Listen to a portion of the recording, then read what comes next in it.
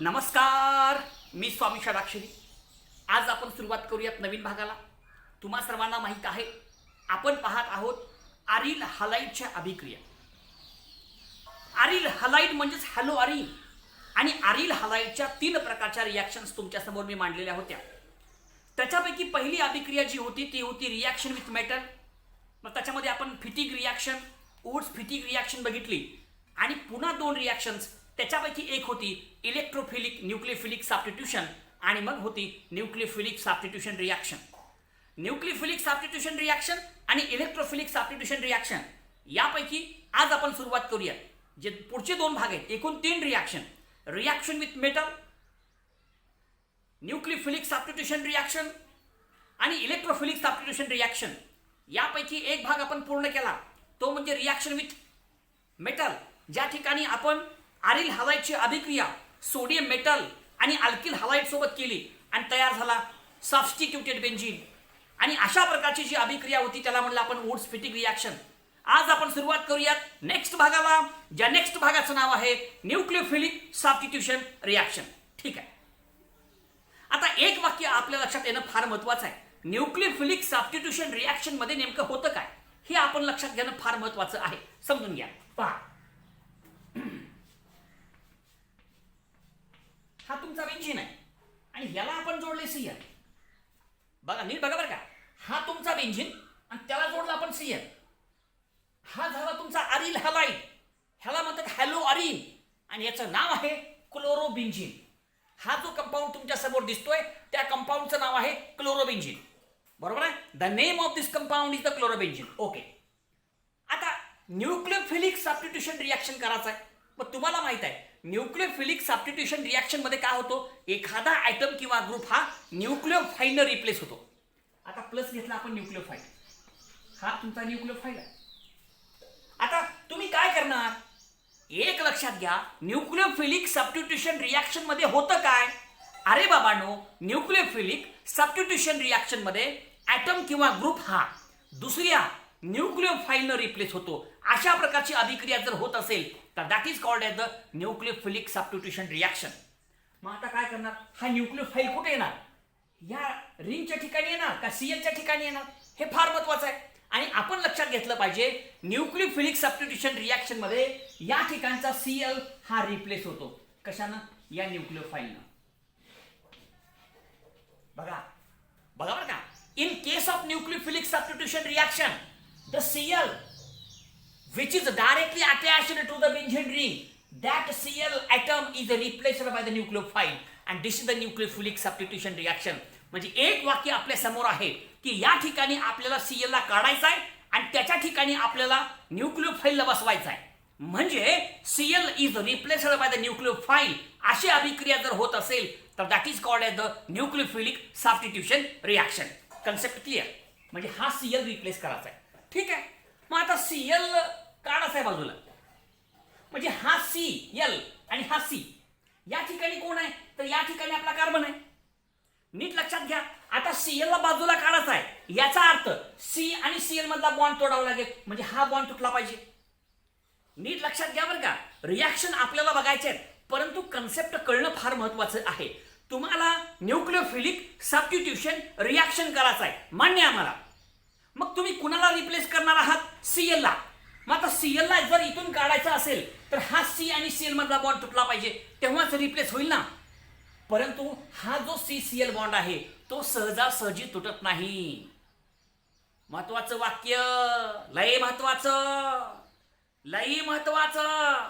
CCl bond हा strong असल्यामुळं, मग स्ट्रॉंग का बरं आहे त्याची कारण इकडे आहेत. मग तो त्याची बॉन्ड लेंथ कमी आहे वगैरे वगैरे, हे सगळी कारण आहेत. तुटत नाही लवकर. म्हणून आरिल हलाइडची न्यूक्लियोफिलिक सबस्टिट्यूशन रिॲक्शन कडे असलेली रिॲक्टिव्हिटी ही कमी आहे. Low reactivity towards nucleophilic substitution reaction. कारण बॉन्डच तुटत नाही ना लवकर, आणि बॉन्ड तुटत नाही म्हणल्यावर क्रियाशीलता कमी आहे. तुम्हाला करायचं आहे काय, न्यूक्लियोफिलिक सबस्टिट्यूशन रिॲक्शन. मग काय झालं पाहिजे, Cl रिप्लेस झाला पाहिजे, Cl निघाला पाहिजे. मग Cl निघतो कधी, जर या ठिकाणचा CCl बॉन्ड तुटला तर. आणि हा बॉन्ड त्याची बॉन्ड लेंथ कमी असल्यामुळं लेस असल्यामुळं त्याची स्ट्रेंथ जास्त आहे आणि त्याच्यामुळे लवकर तुटत नाही, म्हणून लो रिॲक्टिव्हिटी. महत्वाचं वाक्य लक्षात ठेवा, लय महत्वाचं आहे बाबा. का म्हटलं मी? या क्लोरोबेन्झिनची, अरिल हलाइडची, हॅलो अरिनची रिॲक्टिव्हिटी. आता रिॲक्टिव्हिटी म्हणजे क्रियाशीलता, रिॲक्टिव्हिटी म्हणजे क्रियाशीलता. हा, मग त्याची रिॲक्टिव्हिटी काय आहे? लो आहे. लो म्हणजे कमी आहे न्यूक्लियोफिलिक सबस्टिट्यूशन रिॲक्शनकडे. म्हणजे न्यूक्लियोफिलिक सबस्टिट्यूशन रिॲक्शन हे हॅलो अरिनचं हे कंपाऊंड सहजासहजी दाखवत नाही. म्हणून त्या ठिकाणी आपल्याला एक वाक्य लक्षात ठेवायचं आहे. काय? अरिल हलाइड और हॅलो अरिन्स म्हणजेच क्लोरोबेन्झिन शो लो रिॲक्टिव्हिटी. लो रिॲक्टिव्हिटी शब्दप्रयोग फार महत्वाचा आहे. लो रिॲक्टिव्हिटी टुवर्ड्स म्हणजे त्याकडे, टुवर्ड्स न्यूक्लियोफिलिक सबस्टिट्यूशन रिॲक्शनकडे. का बरं? काय? हा सगळा भाग तुमच्या समोर आपण दिलेला आहे. ठीक आहे. एक वाक्य कळालं आपल्याला की ह्या अरिल हलाइडची, या हॅलो अरिनची, ह्या क्लोरोबेन्झिनची असलेली क्रियाशीलता, असलेली रिॲक्टिव्हिटी कमी आहे, लो आहे. Why they show the low reactivity? मग त्यांची लो रिॲक्टिव्हिटी का आहे? कारण का आहे? तर हे कारण तुमच्या समोर लिहिलेले आहे. आता हे सगळं मी जास्त सांगत बसत नाही, थोडक्यात सांगतो. पहिलं कारण रेझोनन्स इफेक्ट आहे. रेझोनन्स इफेक्ट म्हणजे काय माहिती आहे का? या ठिकाणचे इलेक्ट्रॉन्स काय होतात? तिकडे शिफ्ट होतात आणि मग हे पळतात रिंगमध्ये. कळलं का? ह्याला म्हणतात रेझोनन्स इफेक्ट. तुमचा हा सीएल आहे, ह्याच्यावरती लोन पेअर्स आहेत. किती पेअर्स आहेत? 3. त्यापैकी एक पेअर इकडे शिफ्ट होतो, पुन्हा पुढे पुढे सरकतो असं, आणि त्याला म्हणतात रेझोनन्स इफेक्ट. त्याच्यामुळे ह्याची क्रियाशीलता कमी आहे. पहिलं कारण. Number 2, sp2 hybridised carbon. हा जो कार्बन आहे ह्याच्या भोवताली डबल बॉन्ड आहे, म्हणून ह्या कार्बनचं हायब्रिडायझेशन कोणतं आहे? sp2, म्हणून त्याची क्रियाशीलता कमी आहे. तिसरं, डबल बॉन्ड कॅरेक्टर. आता हा इलेक्ट्रॉन इकडे शिफ्ट झाला की डबल बॉन्ड तयार होते. हे इलेक्ट्रॉन्स आहेत ना, हे इलेक्ट्रॉन जेव्हा इकडे शिफ्ट होतील तेव्हा इथे डबल बॉन्ड तयार होतो, आणि ह्या डबल बॉन्ड कॅरेक्टरमुळे त्याची रिॲक्टिव्हिटी कमी आहे. आणि शेवटचे 2 सोपे कारण सांगतो. एक, लेस बॉन्ड लेंथ. ही जी बॉन्ड लेंथ आहे, सी आणि सीएल मधली लांबी जी आहे, बॉन्ड लेंथ, बॉन्डची लांबी ती कमी आहे, लेस आहे, आणि त्याच्यामुळं स्ट्रॉंगर सीसीएल बॉन्ड. हा सीसीएल बॉन्ड कसा आहे? स्ट्रॉंग आहे, मजबूत आहे, म्हणून ह्याची क्रियाशीलता कमी आहे. आता ह्याच्याबद्दल डिटेल सांगत बसत नाही, लय वेळ लागेल त्याला. त्याचा पुन्हा वेगळा एक व्हिडिओ करावा लागेल. त्याच्यामुळं आता भरपूर आधीच 2 महिन्यापासून आपण चॅप्टर शिकत आहोत. कळलं का? त्याच्यामुळं चॅप्टर आपण लवकरात लवकर संपवण्याचा प्रयत्न करूया, म्हणजे आपल्या सर्वांच्या लक्षात येईल. आता हे सगळं जास्त मी सांगत बसत नाही, आणि हे डिटेलमध्ये सांगत बसलो तर त्याचा वेगळा भाग तयार करावा लागतो पुन्हा. समजलं? थोडक्यात सगळी कारणं तुमच्या समोर लिहिली. आणि एक महत्वाचं कारण तुमच्या समोर आहे की हा सी आणि हा सीएल, हा जो बॉन्ड आहे इथला बॉन्ड, तो कसा आहे? स्ट्रॉंग आहे. आणि स्ट्रॉंग का बरं आहे? कारण ह्या बॉन्डची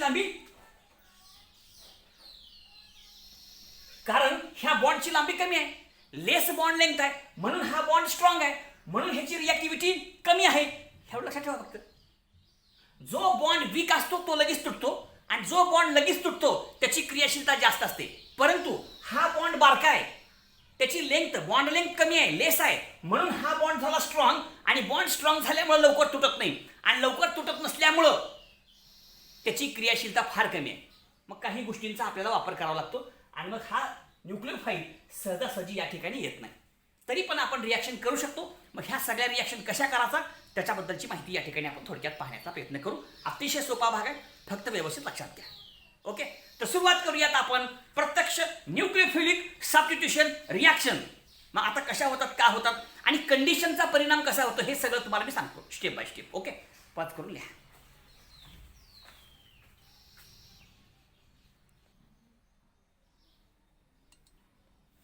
ठीक आहे, पहा आता काय केलं आपण क्लोरोबेन्झिनच्या रिॲक्शन बरं का. सगळ्या रिॲक्शन मी एकदा सांगतो, व्यवस्थित ऐका. एक तर ह्याची रिॲक्टिव्हिटी कमी आहे, म्हणजे इथला सीसीएल बॉन्ड तुटत नाही. सीसीएल बॉन्ड आहे ना, इथं कोण आहे? कार्बन आहे, आणि इथं सीएल आहे. मग हा जो बॉन्ड आहे सीसीएल, हा सीसीएल बॉन्ड तुटत नाही, कारण त्याची स्ट्रेंथ जास्त आहे. आणि स्ट्रेंथ का बरं जास्त आहे?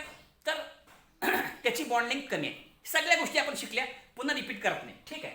समजा आता हा न्यूक्लियोफाइल आहे OH मायनस, आणि at a normal condition, at a normal condition म्हणजे सामान्य कंडिशन आहे, सामान्य परिस्थिती आहे, म्हणजे कोणत्याही बाह्य घटकाचा आपण वापर केला नाही. जी कंडिशन आहे ती कंडिशन आहे, आपण कशाचाही वापर केलेला नाहीये. अशा वेळेस हिथला बॉन्ड तुटतच नाही, आणि हा सीएल निघतच नाही. बघा बरं का, या ठिकाणचा सीएल बॉन्ड ब्रेकच होणार नाही. जर आपण कोणत्याही बाह्य घटकाची मदत घेतली नाही तर, कोणताही एक्सटर्नल फॅक्टर, कोणताही बाह्य घटक त्याची आपण जर मदत घेतली नाही तर इथला CCl बॉन्ड तुटत नाही, त्याच्यामुळे रिॲक्शन होत नाही. म्हणून at normal condition no reaction, no reaction, no reaction. Reaction अजिबात होत नाही, होतच नाही नॉर्मल कंडिशन. हा सीएल येतच नाही बाहेर ना. हा जो सीएल आहे हा बाहेर निघतच नाही. मग हा न्यूक्लियोफाईल तिथं जाईल का? जाणारच नाही, कारण त्याची मजबूती जास्त आहे, त्या बॉन्डची बॉन्ड स्ट्रेंथ जास्त आहे. समजलं का? आणि मग इथं आपण लिहू शकतो नो रिॲक्शन, नो रिॲक्शन. ठीक आहे. आता बघा कंडिशन वापरली आपण. हे nucleophile OH minus nucleophile 623 kelvin temperature, 300 atmospheric pressure, ह्या बाह्य घटकांची मदत घेऊ आता. म्हणजे कशाचीही मदत न घेता आपण जर त्या ठिकाणी सीएलला बाहेर निघ म्हणलो, सीएल निघणार नाही, कारण त्याची ताकद जास्त आहे. बॉन्ड तुटू शकत नाही, कारण त्याची बॉन्ड लेंथ कमी असल्यामुळं त्याची बॉन्ड स्ट्रेंथ जास्त आहे. त्याची स्ट्रेंथ मोर असल्यामुळं तो बॉन्ड ब्रेक होत नाही. मग तुम्ही किती वेळा ए सीएल बाहर निकाल, निघत नाही. अरे सीएल बाहर निकल, मैं तुझे नहीं छोडूंगा, मैं तुझे रिप्लेस करके ही रहूंगा. सीएल म्हणतो ए सर बाजूला हवा येऊ दे, चल चल हट बाजूला, हवा येऊ दे, हवा येऊ दे. ऐकतच नाही. मग आता आपण डोसकं लावू. आता काय करू आपण? 623 केल्विन तापमान आणि 300 ॲटमॉस्फेरिक प्रेशर आपण वापरू. मग आता त्याला निघावंच लागतंय. बाह्य घटकाची मदत घेतली आपण, एक्सटर्नल फॅक्टर्स, बाह्य घटकांची मदत घेतली, त्याच्यामुळं आता सीएल बॉन्ड तुटतो आणि हा सीएल बाजूला येतो आणि रिॲक्शन होते. कळालं का? म्हणून लक्षात घ्या तुम्ही, at normal condition reaction does not occur. Normal कंडिशनचा जर तुम्ही वापर केलात तर त्या ठिकाणी रिॲक्शन होत नाही. त्याच्यामुळं तुम्हाला टेम्परेचर, त्याच्यामुळं तुम्हाला काही प्रेशर वापरावं लागेल, तेव्हाच रिॲक्शन होईल, अन्यथा रिॲक्शन होऊ शकत नाही. आता घेतलो टेम्परेचर, आता घेतलो प्रेशर. तुम्हाला माहित आहे एखादं लहान लेकरू असते, आपण म्हणतो ए बाबा दुकानला जा, एवढं एवढं घेऊन ये. बारकं पोरगं काम ऐकत नाही आपलं, जमत नाही आपल्याला म्हणते, जमत नाही आपल्याला, हा आपण काम करत नसता म्हणते. मग आपण जर म्हणलो काय उरलेले पैशाची चॉकलेट घे म्हणलो आपण, तर पळत जाते. कळालं का? आणि दुकानचं घेऊन येत आहे. म्हणजे चॉकलेट काय झाला? बाह्य घटक झाला, एक्सटर्नल फॅक्टर झाला, त्याची मदत घेतली की काम झालं ना. तसा प्रकार आहे इथं. नॉर्मल कंडिशनला reaction does not occur, bond तुटतच नाही, रिॲक्शन होतच नाही. मग आता काय केलं आपण? आता न्यूक्लियोफाईल घेतला आणि 623 केल्विन टेम्परेचर घेतलं, 300 ॲटमॉस्फेरिक प्रेशर घेतलं, आहे की नाही? आता मात्र हा बॉन्ड तुटतो. अरे ओ सीएल बाहर निकल, आता हूँ सरकार, आता हूँ सरकार म्हणते. हा लगेच येते आपल्याजवळ आणि कडला निघून जाते. हा सीएल निघून जातो, त्या ठिकाणी हा OH येतो, रिॲक्शन इज कम्प्लिटेड आणि तयार झाला आपला प्रोडक्ट. बघा कोणता प्रोडक्ट आहे? का OH. हा सीएल निघून गेला. कळालं का? हे फार महत्वाचं आहे. आणि ह्याचं नाव आहे क्लोरोबेन्झिन, क्लोरोबेन्झिन, आणि ह्याचं नाव आहे फिनॉल. नीट ऐका बरं का व्यवस्थित. हा नॉर्मल कंडिशनला मी होणार नाही, मी निघणार नाही. तुम्ही काय करायच्या ते करून घ्या, मी माझ्या जागेतून निघणार नाही म्हणतो सीएल. समजलं का? परंतु आपण टेम्परेचर वापरलं, प्रेशर वापरलं, एक्सटर्नल फॅक्टर बाह्य घटकांची मदत घेतली, एक्सटर्नल फॅक्टर म्हणजे बाह्य घटक, बाह्य घटकांची मदत घेतली, मग बरोबर सीएल निघाला, फिनॉल तयार झाला. ठीक आहे, हे महत्वाचं वाक्य. रिॲक्शन पूर्ण झाली. आता आणखी महत्वाची गोष्ट आहे. काय महत्वाचं आहे? Electron withdrawing group. तुम्हाला माहित असलं पाहिजे, इलेक्ट्रॉन विथड्रॉईंग ग्रुप म्हणजे इलेक्ट्रॉनला स्वतःकडे खेचून घेणारा ग्रुप. इलेक्ट्रॉनला स्वतःकडे खेचून घेणारा ग्रुप त्याला म्हणतात इलेक्ट्रॉन विथड्रॉईंग ग्रुप. मग अशा प्रकारचा इलेक्ट्रॉन विथड्रॉईंग ग्रुप कोणता आहे? उदाहरण NO2 ग्रुप, नायट्रो ग्रुप हा इलेक्ट्रॉन विथड्रॉईंग ग्रुप आहे. मग अशा प्रकारचा इलेक्ट्रॉन विथड्रॉईंग ग्रुप जर आर्थो किंवा पॅरा पोझिशनला असेल तर त्या क्लोरोबेन्झिनची, त्या आरिल हलाइडची, त्या हॅलोअरिनची क्रियाशीलता वाढते. बघा कळलं का? बघा मी का सांगालो? अरे बाबांनो, क्लोरोबेन्झिनची रिॲक्टिव्हिटी आपल्याला वाढवता येते. कसं वाढवणार? त्या क्लोरोबेन्झिनच्या आर्थो किंवा पॅरा पोझिशनला जर इलेक्ट्रॉन विथड्रॉईंग ग्रुप जोडला, जसा NO2 आहे, जसा NO2 ग्रुप आहे तर त्या क्लोरोबेन्झिनची क्रियाशीलता वाढते. म्हणजे क्लोरोबेन्झिनची रिॲक्टिव्हिटी वाढवायचं असेल तर त्याच्या आर्थो किंवा पॅरा पोझिशनला इलेक्ट्रॉन विथड्रॉईंग ग्रुप असला पाहिजे. संपलं. म्हणजे आपण electron withdrawing group at ortho and para position increase the reactivity. लिहिलं इथं, वाच करून लिहा नंतर. आता बघू इकडे 3 रिॲक्शन, एक रिॲक्शन नीट बघा बरं का. हो का, इथं Cl घेतलाय, इथं आर्थो पोझिशन आहे. हो का, जिथं Cl जोडले त्याच्या जवळची पोझिशन आर्थो असते, त्याच्या जवळची मेटा, त्याच्या जवळची पॅरा. ज्या ठिकाणी Cl त्याच्या जवळची पोझिशन NO2 ची पोझिशन आर्थो, मग मेटा, मग पॅरा. लक्षात ठेवा, आर्थो पोझिशन म्हणजे ज्या ठिकाणी ग्रुप जोडलाय त्याच्या जवळची पोझिशन, त्याच्या जवळची मेटा, त्याच्या जवळची पॅरा. अशा प्रकारच्या आर्थो, मेटा, पॅरा पोझिशन्स या ठिकाणी आहेत. तो भाग लक्षात घ्या. ठीक आहे. आता काय घेतलं आपण इथं? स्ट्रॉंग बेस घेतलं, NaOH स्ट्रॉंग बेस, आणि तापमान 433 केल्विन घेतलं. 433 केल्विन. ठीक आहे. आता इलेक्ट्रॉन विथड्रॉईंग ग्रुप आहे ना, NO2 कोण आहे? Electron withdrawing group. कुठं आहे? आर्थो पोझिशनला आहे. त्याच्यामुळे ह्याची क्रियाशीलता वाढली. हे तर तापमान किती घेतलं? 623. इथं तेवढं घ्यायची गरज नाही. किती घेतलं? 433 केल्विन. तापमान कमी का बरं घ्यावं लागलं? त्याची क्रियाशीलता वाढली, रिॲक्टिव्हिटी वाढली. रिॲक्टिव्हिटी का वाढली? त्याच्या क्रियाशीलतेमध्ये वाढ का झाली? त्याच्या क्रियाशीलतेमध्ये वाढ का झाली? कारण त्याच्या आर्थो पोझिशनला, क्लोरोबेन्झिनच्या आर्थो पोझिशनला इलेक्ट्रॉन विथड्रॉईंग ग्रुप जोडलाय. मग त्याची क्रियाशीलता वाढली. प्रेशर घ्यायची गरज नाही. आणि मग प्रोडक्ट केलं का कसं? आता ह्याला निघून जावं लागते. हे आपण निघून जाते लगेच. आता ह्याला काय जास्त सांगायची आवश्यकता नाही. हो का, हा निघून गेला, तिथं आला OH. बरं का, हा NO2 ला NO2 रिॲक्शन पूर्ण झाली. हां, काय याचं नाव? याचं नाव का बघा. हां, हे नंबर 1 द्या, हे नंबर 2 द्या. म्हणजे 2 नायट्रोक्लोरोबेन्झिन, 2 नायट्रोक्लोरोबेन्झिन. ह्याचं नाव आहे हे 1, हे 2. हां, 2 नायट्रोफिनॉल, 2 नायट्रोफिनॉल. ठीक, हे नॉमेनक्लेचर पुन्हा आहे, त्यावेळेस आपण डिटेलमध्ये बघू. आता थोडक्यात फक्त नाव लिहायचं आपल्याला.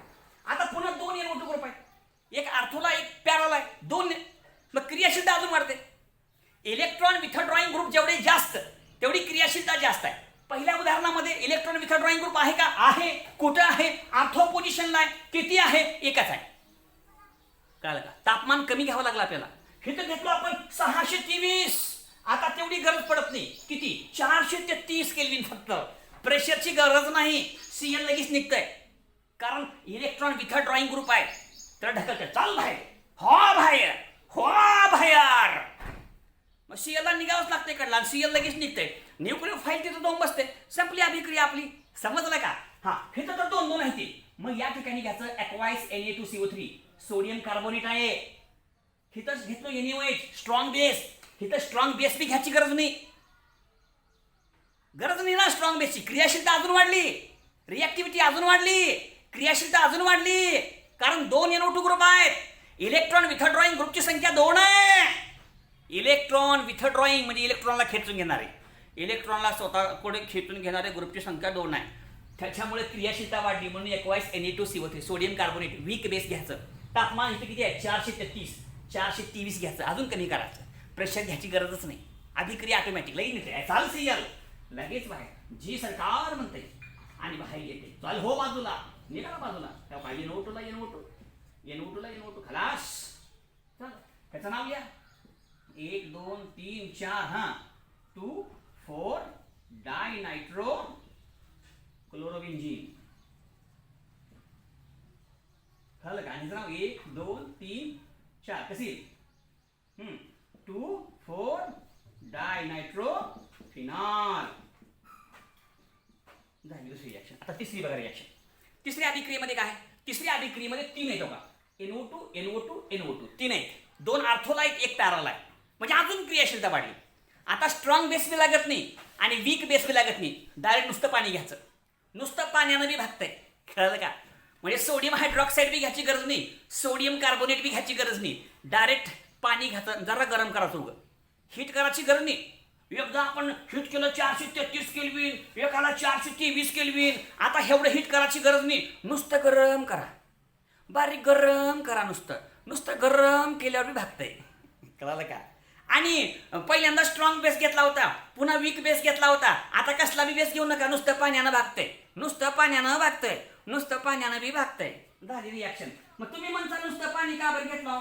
मग मी काय सांगता माहित आहे का, पाणी का बरं घेतलं माहित आहे का, तर क्रियाशीलता वाढली. मग तुम्ही म्हणता क्रियाशीलता का बरं वाढली हो? कारण 3 नायट्रो घेतले की हो. हे काही इथं एकच होता, जरा वाढली, 2 घेतले, अजून जरा वाढली, 3 घेतली, लय बक्कळ वाढली, क्रियाशीलता बक्कळ झाली. हे ऐकली. आणि म्हणून सीएल गेला गपचूप, लगेच निघते पटमन. निघ म्हणल्या निगमनाच्या आधीच निघून जाते लगेच, आणि अभिक्रिया पूर्ण होते. आता पिक्रिक ऍसिड पिक्रिक ऍसिड तयार. ह्याचं नाव लिहा का, 1 2 3 4 5 आणि हे 6. बरोबर आहे का? हा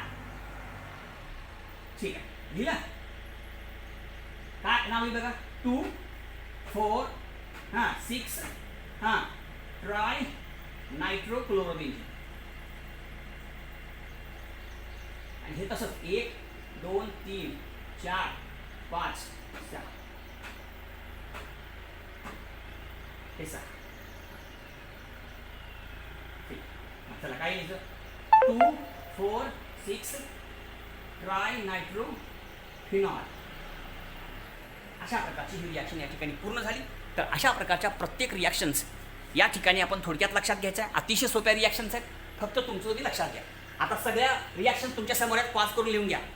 जर आपण नॉर्मल कंडिशन वापरली, सीएल अजिबात निघत नाही. तुम्हाला काय करायचं ती करा, मी अजिबात निघत नाही म्हणते. पण ठीक आहे, तुझा मी इलाज करतो आम्ही. मग पुन्हा काय केलं, न्यूक्लिओफाईल तर घेतला, 623 केल्विन तापमान आणि 300 ॲटमॉस्फेरिक प्रेशर घेतलं, मग पट्ट्या निघाला काढला सीएल, आणि मग आमचा न्यूक्लिओफाईल तिथे गेला, फिनॉल तयार झाला. बरोबर आहे. आणि अजून एक महत्वाचं, की जर इलेक्ट्रॉन विथड्रॉईंग ग्रुप हा आर्थो किंवा अँड पॅरा पोझिशनला असेल, आर्थो अँड पॅरा पोझिशनला असेल तर त्याची रिॲक्टिव्हिटी वाढते.